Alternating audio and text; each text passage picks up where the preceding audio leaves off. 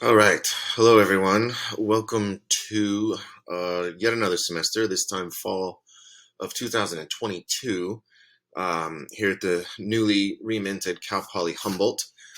This is still the Department of Politics, and this, unfortunately for you, is still Political Science 110, American Government, which I'll often refer to as U.S. government, not American government.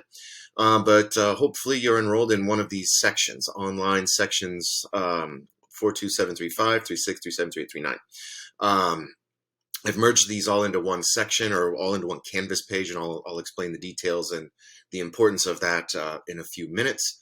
But first, let me start by introducing myself. I am Jared D. Larson. Um, I have my office listed as Founders Hall 180, which is the main office for the politics department. I do this because I'm not in California. Thanks to the miracles of modern technology plus a pandemic, I am currently living in San Antonio, Texas, which is a very strange place. But I used to live and work at HSU as far back as 2016, and then moved down here in 2020 during the pandemic. So anyway, I'm not around there, but I am very accessible. If you call that main office number and leave a message, I'll get it. The best way to get a hold of me is via email, and then my address is there. You can also message me, of course, through Canvas. That's what Canvas is for, too. I tend to be a little more responsive to email. It's just a little more comfortable for me, but so I prefer that. I ask that you email me before you send me a Canvas message, but if you do send me a Canvas message, I'll get back to you. Don't worry. Because of the nature of this, and because there are so many of you enrolled across 5 sections of this same course, I don't have scheduled office hours, but my schedule is very flexible. So please don't hesitate to get a hold of me, again, via email. If you'd like to talk over the phone, via Zoom, via something called Skype, which we used to use, way back when, like 2012. But anyway, my Skype name is there. You can add me, or if you prefer to speak over the phone, which is perfectly fine with me, email me. I'll send you a phone number, my mobile number. But anyway, beyond that, I guess before we get into course description and such, if you sometimes folks don't know how to refer to me. I'm getting older, but I'm not that old. I'm not an old fuddy-duddy quite yet. Although I can't figure out how to put my little ugly face in the corner of the screen for you to see while I talk. Probably better for you. But some people, again, don't know how to refer to me. Call me Larson. Call me Jared if you want. I'm really not that formal of a person. If you must, Professor Larson is fine. Dr. Larson is also fine. I used to say call me Master Larson. Nobody ever would. Bachelor Larson, or at least before I got a PhD. Bachelor Larson used to work, but I got married right before the pandemic. So again, just make it easy for all of us. Call me Jared. Call me Larson. Whatever you like. Just be respectful. But you don't need to be overly formal on my account. Speaking of formalities, though, I'm not going to read through this verbatim. You can do that on your own. That's sort of a joke. I know this day and age, it seems like no one reads the syllabus anymore, but I suggest you do. The high notes here, I'll tell you, from the Cal Poly Humboldt course catalog description. We'll be talking about political values, institutions, and patterns of law and governance among the federal, state, or nation, tribes in California, however superficially, and the state government. Thus, this meets the requirement of the state of California that you take a course on the U.S. Constitution, California state and local government. So that ticks that box there. The broad objective here for me is that you come out of this with a basic historical understanding of real life events. Some of the videos that I have posted for each week might be from a semester or two ago. I selectively update the recordings because I do try to keep things relevant to real life events. The first few weeks deal with more of a historical overview of U.S. government. But ultimately, we're going to talk about things like political parties, the media, public opinion, interest groups, lobbies in context. Right, and I hope you'll have then by October, you'll have the historical background to understand these very contemporary things in modern context. The politics department has some guidelines about outcomes. We'll talk superficially about political theories, a lot about institutions and processes in the United States, not so much internationally. Some of the textbooks, the 3 textbooks that we'll be reading, deal directly with political science data. So I'll try to explain a bit of things when the time comes in the PowerPoints, the asynchronous lectures I'll talk over. But anyway, again, hopefully you'll come out of this with a better sense of what it is to be a citizen of this country, or a resident if you're not a citizen, but to better understand what's going on in this country and why. And I'm going to make you write a little bit. We won't really deal with oral communication in this asynchronous class, but writing very much so. And so the Cal Poly Humboldt's campus-wide learning outcomes that we'll deal with here, again, continuing on the above, is effective written communication. I'm really hoping to encourage you along the way to work on your critical and creative thinking. And then I hope you'll walk away with this with a better understanding of the world around you, maybe an expanded world perspective, so on and so forth. We'll do this through these 3 textbooks. You'll see one was published way back when in 2014, but it's worth a read. The Katznelson book, you'll hear me call this The Politics of Power. Even though it has 3 authors, I'll just call it the Katznelson book. The second book we'll look at is what I call the Lowy book, and these are in alphabetical order. Even though there are 4 authors of this book, and Theodore Lowy has passed away in recent years, we'll still call that the Lowy book. And then the Van Vechten book is the California Politics book. So that's how you'll hear me refer to the texts. Real quick about the textbooks. Every semester someone complains, why are there 3 textbooks? There's a simple explanation to this. First of all, is that there's no perfect textbook for a U.S. politics course. There's really no perfect textbook for any intro course. So that's part of the reason why I use more than one. The Lowy and Van Vechten books are cheaper than others, so that's one reason why I use those. We'll follow the Lowy textbook more or less in order. We'll look at the calendar toward the end of this little video clip here as I'm talking. But the Lowy textbook is very laudatory. It's very, it sings the praises of the U.S. government, the system, and very superficially is critical of its blemishes. The Katznelson book is quite critical of U.S. government and politics. So, I hesitate to think of the Lowy book as like a Republican book and the Katznelson book as a Democrat book.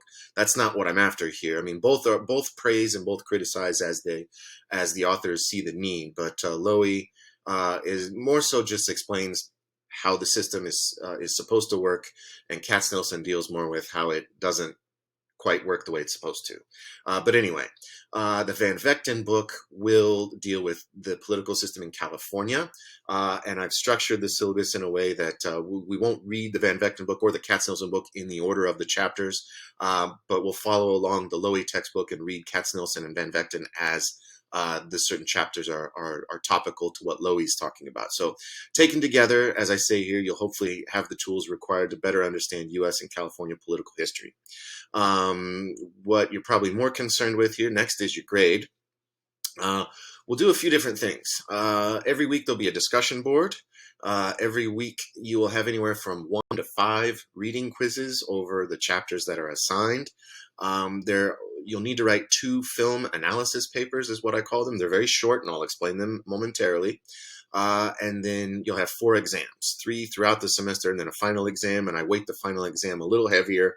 It's somewhat comprehensive, but not totally. It should be a nice way for those who need the final to bring up their score a little bit. That's why I weighted a little heavier, not to put more pressure on you, but to give you an outlet if you do feel like you need to get a great grade to bring your score up a bit. So that's why I do that. Hopefully, as I'm going to explain the breakdown of the assignments, you'll understand my motive here is to build in some flexibility and I try to make things as student friendly as I can. Right. So that's not why I weight the final a bit more. It's to help those who might need to hit a home run in their last at bat to do that. Right. Because if the final exam were worth as much as the other exams, it wouldn't help bring your grade up as much. But anyway. Details on the assignments. Discussion boards, right? If you've all, at this point, it used to be before the pandemic when I taught online, somebody inevitably was doing their first online class. I'm assuming that this is probably not your first online class, even if you're a first year student. You unfortunately had to finish or well, go through the sweet spot of your high school career online, thanks to the stupid pandemic. So I don't think you need me to understand to explain why a discussion board is important or relevant in this class. My discussion boards aren't meant to be overly burdensome. You'll need to ask one question and then respond to two questions from your classmates. Each of those is worth 3 points, and you'll get 1 point for following what I call the style guide for the class, which is Larson's list of things, do's and don'ts for how to write decently. You'll need to follow that for your paper as well. I'll explain more about that in a minute.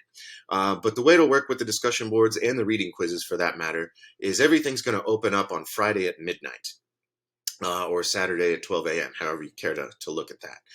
Then you'll have 9 days to do the discussion board, the quizzes, etc. So you'll have from Friday to the following Sunday. So a weekend, 5 days during the week, and then the following weekend to do any week's work. So in other words, each successive week will overlap. You can do 2 weeks worth of work in one weekend if you want to. You could do all the work in one weekend for 2 weeks, then take the following weekend off, and then do the other the following 2 weeks and the following weekend. However you want to do it. But I try to structure this so you can work around your schedule and other things that you need to do. In addition to that flexibility, what I have done here is created 14 discussion boards, but the 4 lowest scores will drop. You only need to do 10, in other words. This is flexibility at its best, and it's meant to be a favor for you and a theme for the class.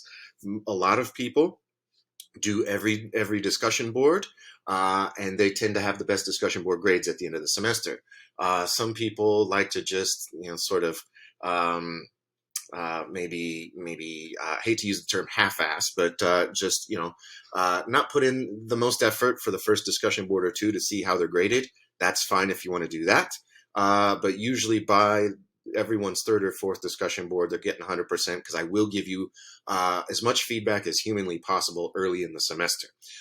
There's a rubric for the discussion board, as I say here. It's posted under the week 1 module along with the style guide. Your assignment for week 1 is to watch this video, read the syllabus. Pardon me, things are popping up here. Read the syllabus and look over these documents, right? So you know what to expect. That's all your assignment is for week 1, right? Anyway, moving on, because I feel like I'm starting to beat the dead horse. There's some overlap here. Reading quizzes are available for almost every chapter. There are 36 in total, 36 quizzes at least, 37 chapters among the 3 books. You need to do 20 reading quizzes for your grade. So again, I've built in flexibility here.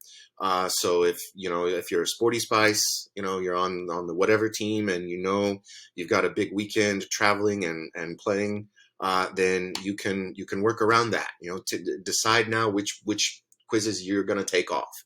You might decide early on that you don't like the Katz-Nelson textbook and you much prefer the Lowy textbook. Focus on the quizzes from the Lowy textbook. The Katz-Nelson textbook is the shortest. Maybe you want to do all of those reading quizzes, right? But there's only, I think, 10 or 11 quizzes from the Van Vechten book. So anyway, it's up to you to decide how you want to get 20 quizzes done, but it's on you to do that, right? You can do all 36 should you choose, and that would probably help you with the tests, because I do recycle a lot of questions from the reading quizzes on the test or on the tests. So it's really up to you. Use the flexibility to your advantage. That said, if you do wait until the middle of the semester and haven't taken a single quiz until mid-October, and you realize that there are fewer than 20 quizzes remaining, I'm not going to let you make them up. That's just how it works. I'm sorry. I'm not going to take hardly any late work for discussions or reading quizzes unless you've got a real reason why, and that would require a care letter, which I'll talk about in a sec. Yeah, so just stay on top of things. And you've got the same time to get the reading quizzes done as well. Just like with the discussion boards, everything will open Friday at midnight and then close the following weekend at the end of Sunday. So again, everything will overlap. Each week will overlap at the weekend.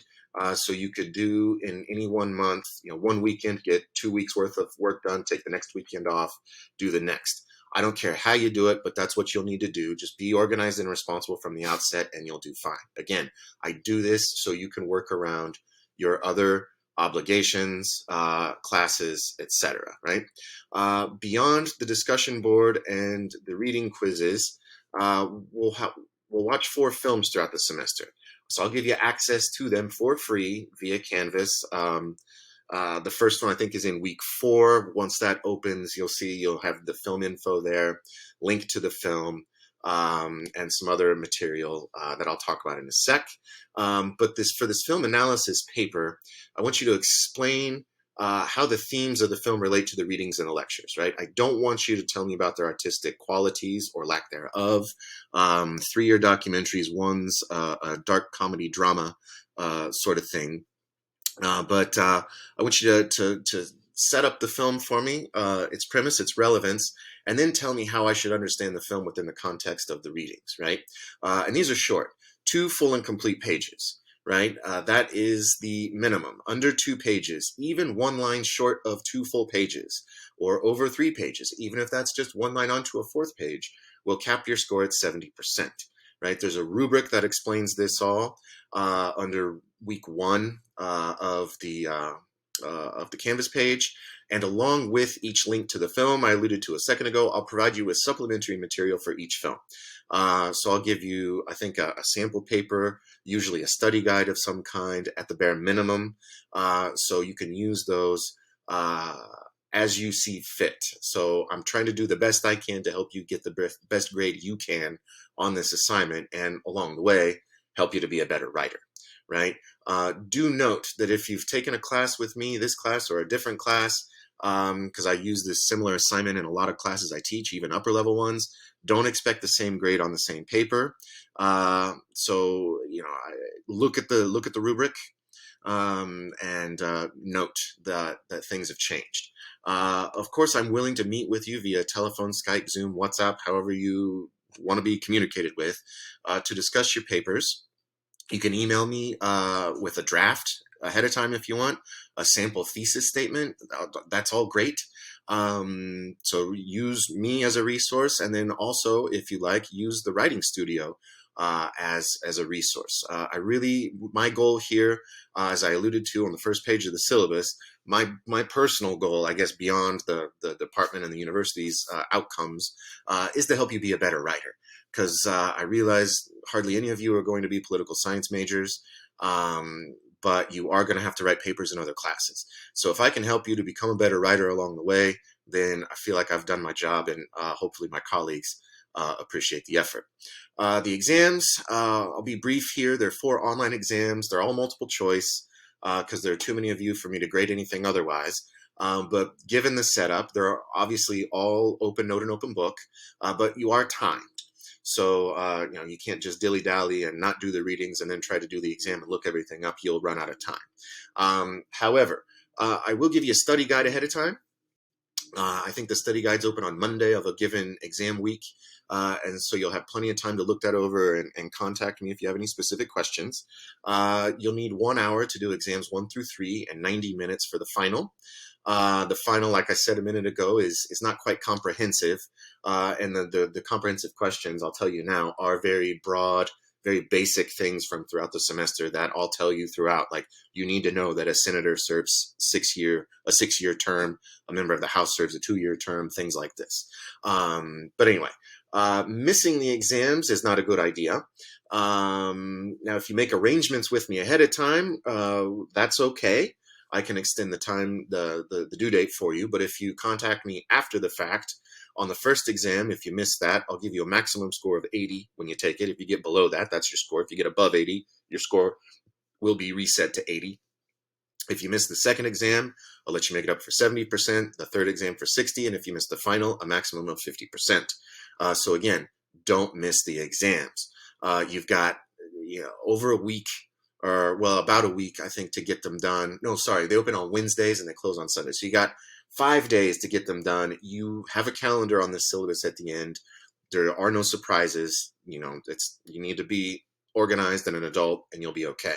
I also expect that you'll not work with others on your exams, which has happened in years past. I do not hesitate to contact the dean's office and turn you in for cheating if it looks like that's been the case. And I'll tell you now that Canvas very creepily tells me the second you begin and end an exam. I can look it up after the fact. So, if I see that folks are getting the same scores as others on all the reading quizzes, and then I see you have the same scores on the exams, and I see that you and somebody else have started and stopped the exam at the exact same time, got the exact same score, well, you'll probably have to talk to the dean about that. So just don't do that. Do your own work is what I'm saying, basically, and I'll reiterate the point in a minute. Please also note the due dates and times for each exam. The first 3 exams are due on a Sunday. The final is due on the Friday of finals week at 5 p.m. Again, the final exam will be due on the Friday of finals week at 5 p.m. Inevitably, people will miss that and contact me on Saturday and Sunday and ask, why can't I take the final? Well, it's because you've missed it.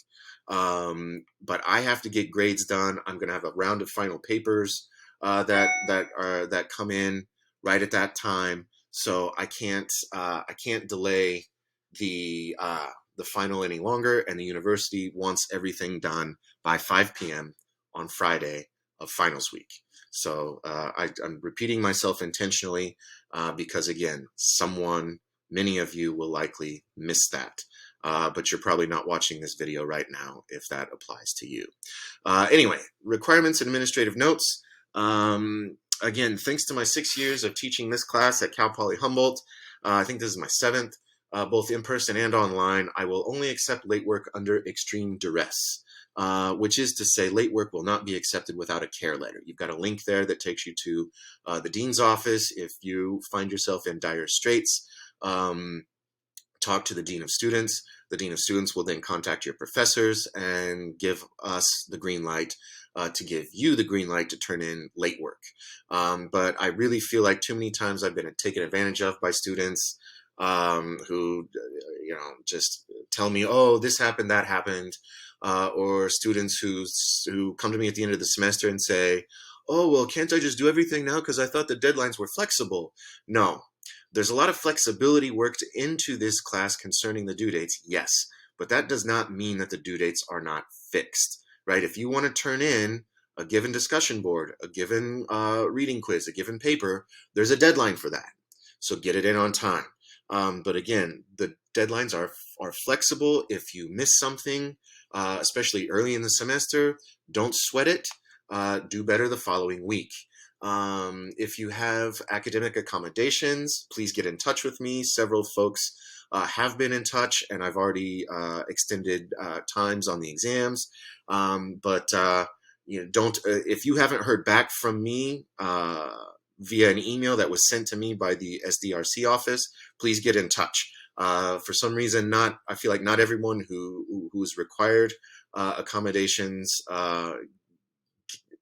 I feel like I don't get notified by the disability office on behalf of everyone who needs accommodations, is what I'm saying. So if this applies to you, it won't hurt you to get in touch with me if I haven't been in touch with you indirectly by hitting reply all to an email from SDRC with your accommodations. If you do have accommodations for a late exam, or extended time on exams, this is not the same thing as having extra time on other due dates. So some people do have those. And if you do have separate accommodations to turn in late papers, you need to be in touch with me prior to the due date. Okay. And to everyone else, I understand that you're busy, to everyone in the class, I understand you're busy. We all are. But your primary responsibility at college is your education. Plan accordingly and organize your work, travel, and social calendars around your deadlines, and you should be okay. And again, use the flexibility in this class on the discussion boards, the reading quizzes, and the papers to your advantage. Really, the only fixed deadlines you have are for the exams, okay? And again, I try to do this as a favor to you. The long and the short of the reason why is that, believe it or not, I was once a college student, an undergraduate student as well. And I do things as a professor that I appreciated my professors having done with me. And one of the things I really appreciated was flexible deadlines on similar types of assignments, right? You choose the time when to do your work, but you also need to understand that I then won't take late work unless there's a real reason for me to do so.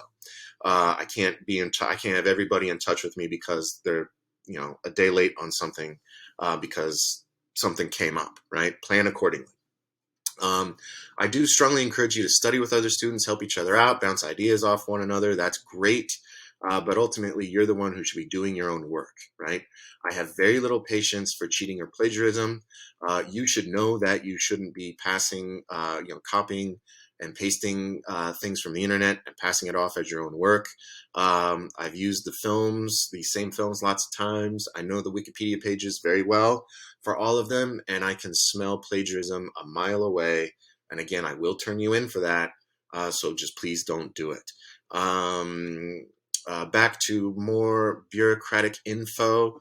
I mentioned at the outset that I've merged a bunch of sections of Political Science 110 together into one page.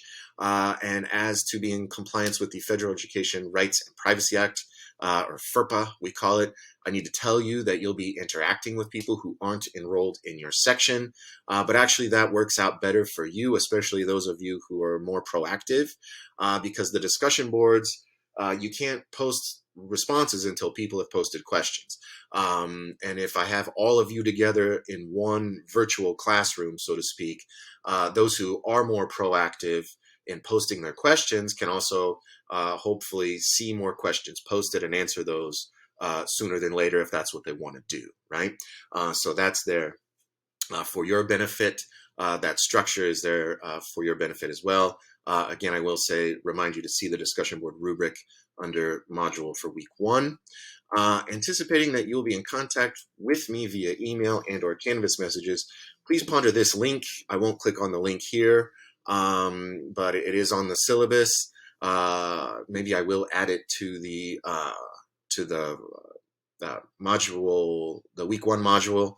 But it's a really straightforward, common sense information on how to email a professor, really just how to write an email. But if you don't follow those guidelines, I do reserve the right not to respond to you. People will complain about this on the eval at the end of the semester. And quite frankly, I don't care about that complaint. I don't mean this to be overly burdensome. I'm not asking you to write me a Shakespearean sonnet or a letter like you would send to your grandma. I'm just asking you to be courteous and professional, right? When you write to me, don't, when you write an email to a professor, it's not like writing a text message to your friend, right? Dear Professor Larson, hello, Larson. Look out the window if you're going to write me. Is it morning? Good morning, Larson. Is it the afternoon? Have you had lunch? Okay, it's the afternoon. Good afternoon, Larson, right? Don't write an email to me that basically begins, with how are you, the letter U, right? Be courteous and professional again, right? And if there's anything we've learned from the pandemic, it's that, you need to present yourself well on screen and in written form to get a job and to keep a job. So practice being professional now. Again, I'm not asking you to bend over backwards and change the way you communicate with professors. I'm just asking you to be professional, right? I'll be professional with you. You be professional with me. And we'll get through this semester, hopefully accomplishing all the goals and outcomes set out at the top of the syllabus.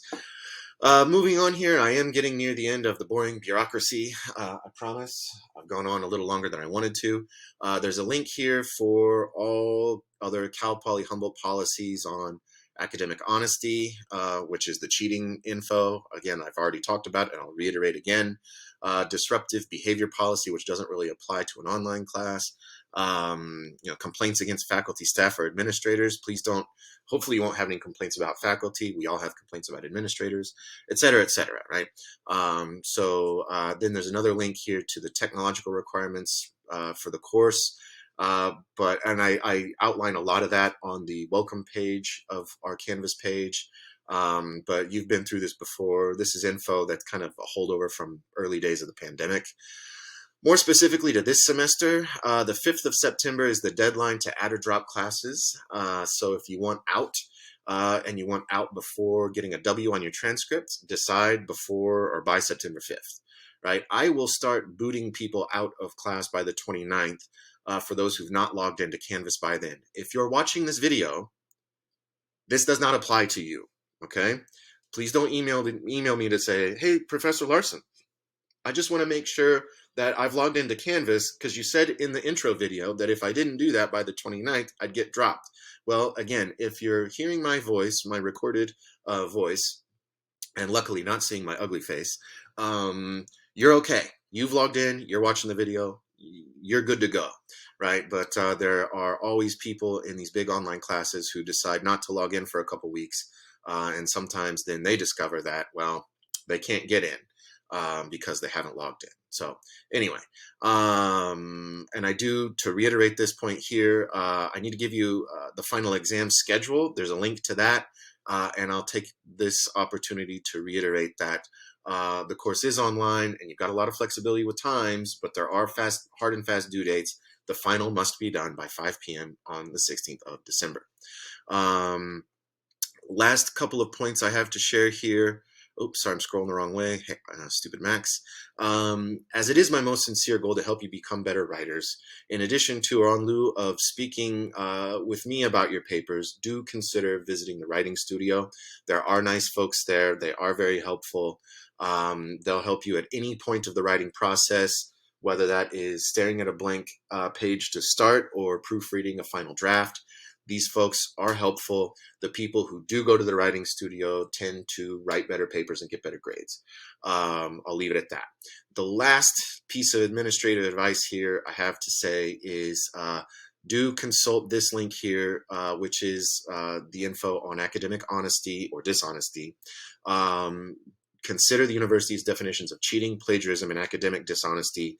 Know your responsibilities. Not knowing that you're not supposed to cheat is not an excuse for cheating, right? So any evidence of academic dishonesty will be reported to the Dean of Students and you will receive an F for the class. You can appeal that, but it's just advisable to not cheat in the first place, okay? I talk tough on deadlines and things, and I can be flexible. I'm not flexible on cheating. So if you cheat at all, I'm going to report you to the Dean's office, okay? Hopefully that is crystal clear. Moving on here, this is the schedule. I would strongly consider, however you keep track of things, whether it's on paper, which I still do, with a calendar or the online Google Calendar, whatever you do, take notes now. Make note of your responsibilities. Week 1, this entire week here, all I want you to do is watch this video, read the syllabus, figure out how you want to access the textbooks. Oh, and by the way, if you look closely on the Canvas page, I've posted scans for all of the readings. Now, at least the Lowy textbook, the readings are from a previous chapter of the textbook, but all the big ideas are there. Pretty much on all of the exams, I stick to big picture questions that don't really change with current events. But figure out how you want to read the texts. Make sure you understand all your responsibilities. Look at all the rubrics. This is your assignment for week 1. That said, you already have access to everything you need to do for week 2, right? Which is the 29th of August to September 2nd. Everything's there. All your assignments are accessible. It's just 2 chapters to read and 2 reading quizzes and the 1 discussion board.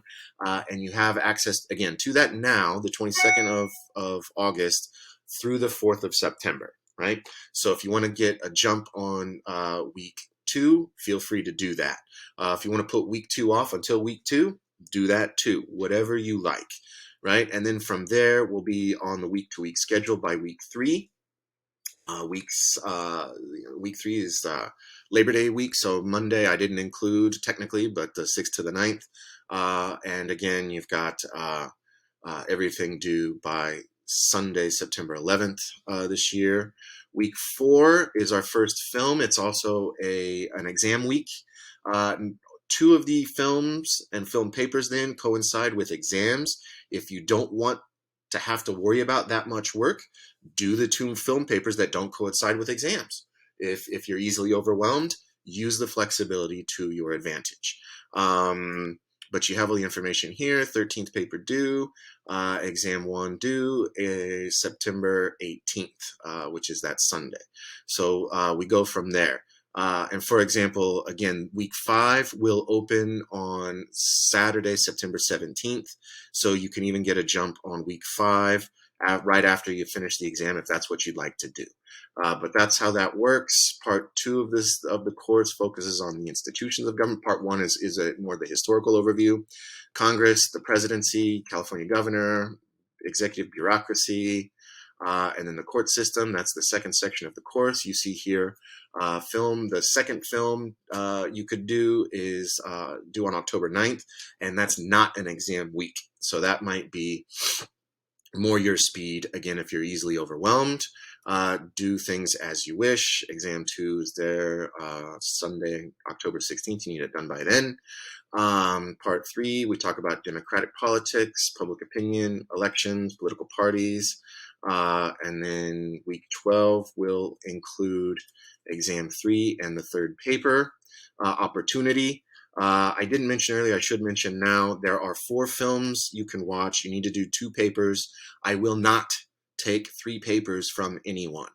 Okay, use the flexibility to your advantage to do the papers when you think you'll do the best work. If you bomb the first paper because you didn't look at the rubric, I'm not going to take a third paper from you down the road. Okay, I should have mentioned that earlier. But that is a hard and fast rule. Okay, 4 films, 2 papers. 2 papers is all I'll take from any one person. But anyway, continuing on with the schedule, there's one more thing I want to point out. The last quarter of the course, if you will, part 4 on governance, we talk about domestic policies and foreign policy. That's about it. Although there are more chapters to cover. This also takes place, this last part of the class, or Thanksgiving fall break takes place right there. I'll have the domestic policies section open throughout the break. That will be due on the 27th of November, as you see. People complain about that when, on the Monday after Thanksgiving, every fall semester, somebody says, well, I don't understand. It's not fair we have work due during Thanksgiving break.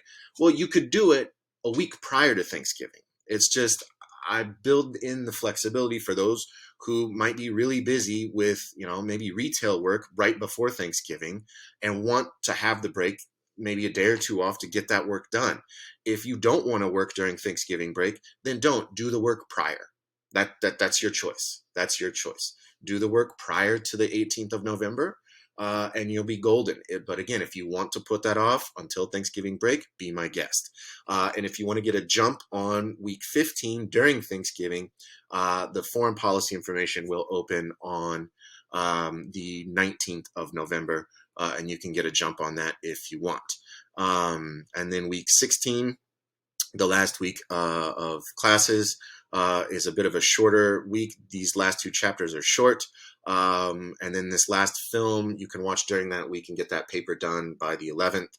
And again, final exam, you'll have all finals week to take the exam. I think the exam opens on the 10th of December. So if you want to get it done the weekend prior to finals week, great. But know that you must get the final done by 5 p.m. on Friday, December 16th.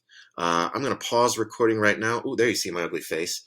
Because I need to pull up the Canvas page, right? I'll be back in a sec. All right, sorry about that pause. A good timing. The UPS truck came and my dog started barking. But so glad you missed that. But anyway, here, lastly, before I shut down, this won't take more than a couple of minutes. Unfortunately for you now, my head is back. I did get a haircut yesterday just for you all, and then couldn't figure out how to put my head on the Word doc as I was trying to record the lecture. But anyway, this is the home page for our class, American Government here, Fall of 22. This is all your sections here. This is just basic info. Hopefully you've already read this by the time you're watching this video. Again, your first assignment for the entirety of week 1 is just to familiarize yourself with with the class and what's expected. Subtitles might take a little while to be cleaned up. I apologize for that if you need those subtitles, but watch the intro video, etc. Here's just some very basic info about the course itself, computer skills, your commitment. You shouldn't necessarily expect that an online course is going to be easier or take less time than a face-to-face course, but you know that by now. What else to say? Canvas help. If you have problems with Canvas, I would suggest that you get in touch with the Canvas office. I am quite technologically stupid. I'm a Gen Xer. I didn't grow up in front of a screen like you all did, or the screen I grew up in front of was attached to a cable.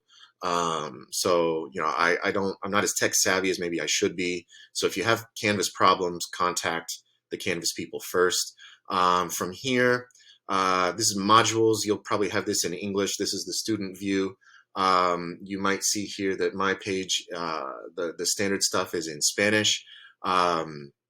I'll tell you now, os puedo decir ahora que a pesar de mi nombre, a pesar de la pinta que tengo, que soy un hombre bastante blanquito, yo hablo español bastante bien. Yo nací en Estados Unidos, pero crecí allí en Kansas y en España.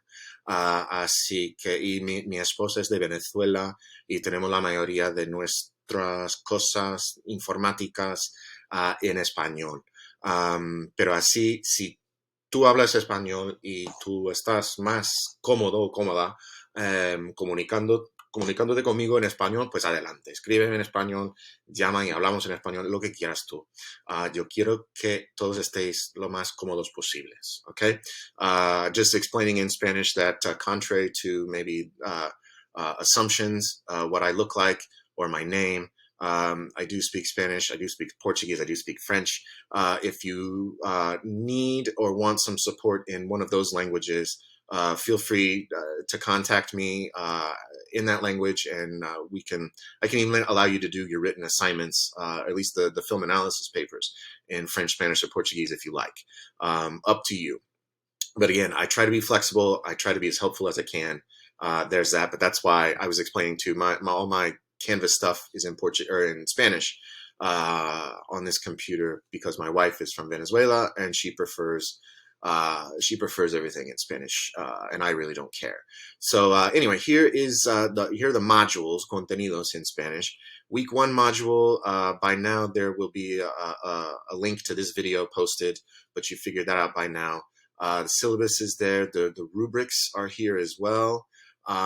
So you can see the discussion board rubric, where I will give you more information on the specifics of what I expect on the discussion board. Film analysis rubric, my style guide, which some people find very fussy, but others find quite useful, where I basically just give you my do's and don'ts of how to write a paper. The idea I got for this was in part from Professor Marshley in the history department as well. He has something similar, but just some rules to follow. Number your pages, cite anything that's not your idea, don't use contractions, etc., etc. These are things that they're not necessarily hard and fast rules, and some people will tell you that it's no big deal if you don't write out but in a paper, in the body of a paper, I would. Following these rules will just make your papers better. I've had many students over the years even get back in touch with me after the fact and say, boy, my paper scores got a lot better thanks to your style guide. So anyway, follow that, have a look at that. What else to say? I do have some narrative writing strategies. This is meant to accompany the style guide, but it's just some general advice on how to go about writing. Somebody asked me once a few semesters ago, hey Larson, what advice could you give me to write better papers? And this was in an email, and I wrote up a long response, and then I thought, boy, I could maybe share that with other students. So there it is. Into the meat and potatoes of the class, week 2 here, you'll have a lecture. link to a video of me talking over a PowerPoint. Then I'll give you the PowerPoints themselves in case you just want to ignore me, which is probably, you know, you'll get tired of my voice. So you can just see the material there without my annoying voice talking over the PowerPoint slides. Because I record these on Loom and post them on YouTube, if I click on the hyperlinks and let them play, then YouTube takes my videos down for copyright infringement. So when you watch a recorded video, I might say, hey, stop, go back to the modules, and then click on the corresponding link. Everything is listed by slide and by text from the PowerPoint slide, but those links are there. I work in a lot of rather funny things, everything from Saturday Night Live to John Oliver to Samantha Bee, a lot of the satirical comedians who talk about the news. Try to keep things light as best I can and informative as best I can. You also have readings. Again, I said I'm not supposed to do this. Don't tell the book publishers, I'd get in trouble. But you have links to scans of all the readings. Don't say I never gave you nothing, right? So if you want to save money and you don't mind reading an earlier edition of the Lowy textbook, be my guest, okay? Reading quizzes are here. They correspond to the readings above. Your discussions are posted here. For any discussion, I also give you some things to think about. So again, look at the rubric, but then also consider what Larson suggests you have to think about. You can use these questions if you want, almost exactly verbatim, but you'll need to provide the content or the context by citing one of the texts for your question and in your answers, and that's explained on the rubric, on the discussion board rubric. So there's that. I think that's most of the info that you need. I do include some extra stuff from the publishers. The Lowy textbook includes summaries of the chapters, flashcards, a practice quiz. None of this counts for a grade, but if you want to have a look at it, I'm not going to stop you. Everything is set to open week by week, so you can see what's here, but you can't access it until the Saturday prior to the given week. But you can see if I scroll down to week 4, lecture, PowerPoint, the links, the readings, the quizzes. The film is Netflix's 13th, which I'm sure a couple of you at least have seen. The film analysis information is there. There's a study guide, there's a sample paper, there's a news article talking about the content that relates to the film, et cetera, et cetera. Again, everything is set up here as best I can to help you get the best grade you can, right? Here's a study guide, the exam's there. Let me know if you have any questions about how things are set up. You should be familiar with Canvas by now. Announcements are here. I've already posted one first announcement regarding just the intro, but keep an eye out for announcements. You might want to set up your Canvas to send you alerts when I post such things, but there we are, right? Back to the home page. I'll leave student view, and for better for worse, I will leave you all now as well. So that's it. Welcome to Political Science 110. Welcome to Cal Poly Humboldt, which I will still inevitably call Humboldt State throughout the semester. I'm sure many of you still do that too. But there we are. I wish you good luck. I am here to help. Use the resources available as best you can. Use the flexibility that I've worked into the class as best you can. Yeah, and please don't be afraid to get in touch. All right. Take care. Hope to virtually see you soon. Bye-bye.